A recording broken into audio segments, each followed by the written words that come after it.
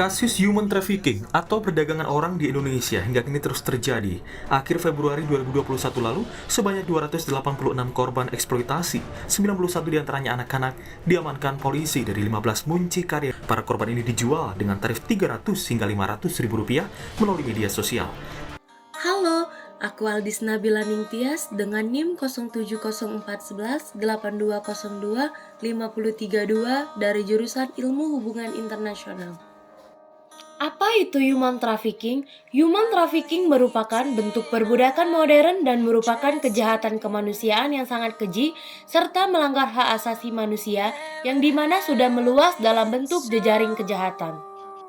Menurut Undang-Undang Nomor 21 Tahun 2007, definisi tindak pidana perdagangan orang merupakan tindakan perekrutan, pengangkutan, penampungan, pengiriman, pemindahan, atau penerimaan seseorang dengan ancaman kekerasan, penggunaan kekerasan, penculikan, penyekapan, pemalsuan, penipuan, penyalahgunaan kekuasaan atau posisi rentan, penjaratan utang, atau memberi bayaran atau manfaat, sehingga memperoleh setujuan dari orang yang memegang kendali atas orang lain tersebut, baik yang dilakukan di dalam negara maupun antar negara, untuk tujuan eksploitasi atau mengakibatkan orang tereksploitasi.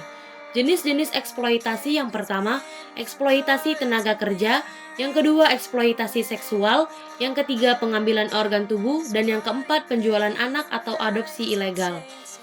Menurut International Law Organization, faktor yang menyebabkan human trafficking ini sendiri antara lain kurangnya kesadaran ketika mencari pekerjaan, kemiskinan, budaya, lemahnya pencatatan akta kelahiran anak, lemahnya aparat dalam mengawasi kasus trafficking, serta pendidikan yang rendah. Kondisi yang seperti ini sangat dimanfaatkan oleh pelaku untuk menjerat kelompok rentan, perempuan, laki-laki, anak-anak, maupun dewasa untuk masuk dalam situasi perdagangan orang.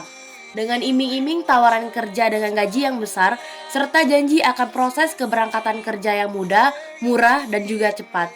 Serta kehidupan yang layak membuat orang justru terjebak dan menjadi korban eksploitasi tak bersudahan, baik diperjualbelikan sebagai tenaga kerja yang murah maupun seksual.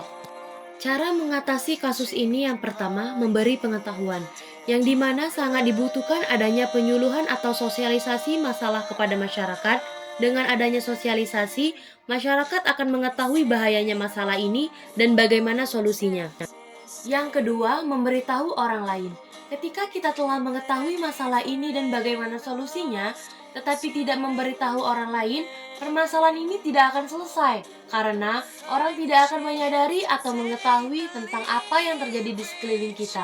Yang ketiga, berperan aktif untuk mencegah, yang dimana harus melaporkan kasus ini kepada yang berwajib, serta kita dapat mengarahkan anak atau generasi muda lainnya yang gemar beraktivitas di situs jejaring sosial untuk lebih berhati-hati lagi dalam berteman.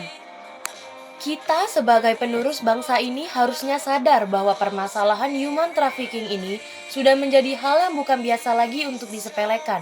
Jika ini akan terus berlangsung, dapat menimbulkan dampak negatif yang sangat berpengaruh terhadap kehidupan para korban. Bahkan, dampak negatif ini meninggalkan pengaruh yang permanen bagi para korban. Human trafficking bukan hanya urusan pemerintah atau gugus tugas semata, namun ini merupakan tugas kita bersama. Mari lawan sindikat perdagangan orang dan akhiri perdagangan orang. Stop human trafficking.